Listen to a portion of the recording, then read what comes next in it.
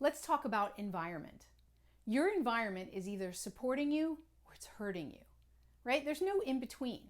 So you want to check around, and most people are unconscious of the elements in their environment that are either supporting or detracting from what it is that you're looking to do, to give you your attention, to give your focus, and to support you in what you need to do. So for instance, if you have an organization that you're running and a team, a lot of people are going to open office space. Well, open office space can be good for certain. It helps to cut costs. People talk about it creating more community, but it does create also more challenges for people to focus, and it has shown a drop in productivity.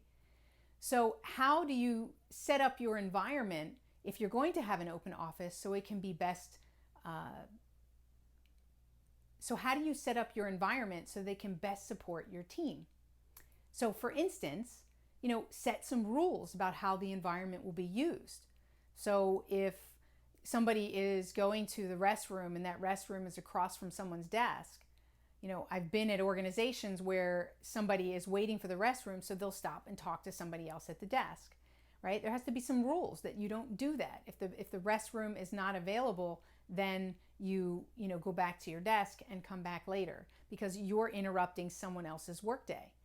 So how else can you stop those interruptions, those got-a-minute meetings that happen from those open office environments? Well, you can identify a system of something that you put on your desk, like a little cone that says that you're not able to be disturbed right now. And then that way, that can be a signal for everybody to know, okay, now's not the time, and that maybe you have open office hours where people can freely flow and ask questions of one another.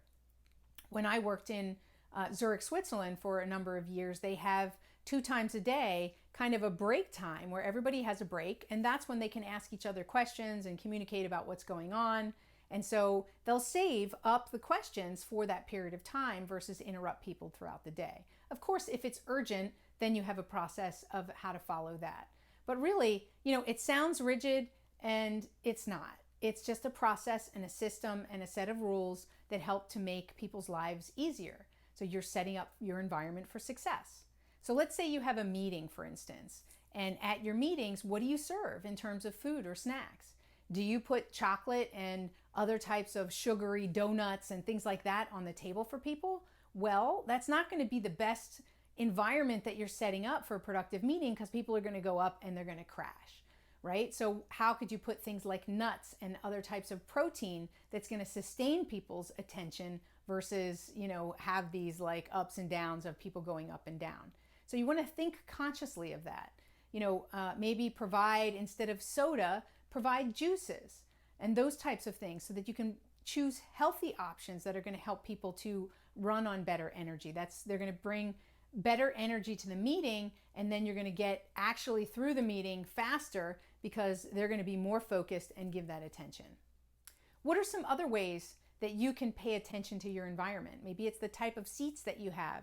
Ergonomics really help people to sit more comfortably and more effectively, and therefore they get better results from their work. They're more focused, right? If you're uncomfortable, if you're hot or you're cold or your back hurts, that's going to keep you from working effectively.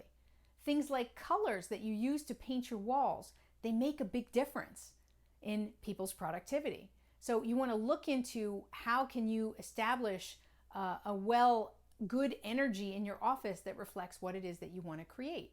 So some tips on colors and those types of things can be found in the additional materials, but I want you to start thinking about how you can use your environment, right, to create a more productive workforce and a more productive state of mind for yourself.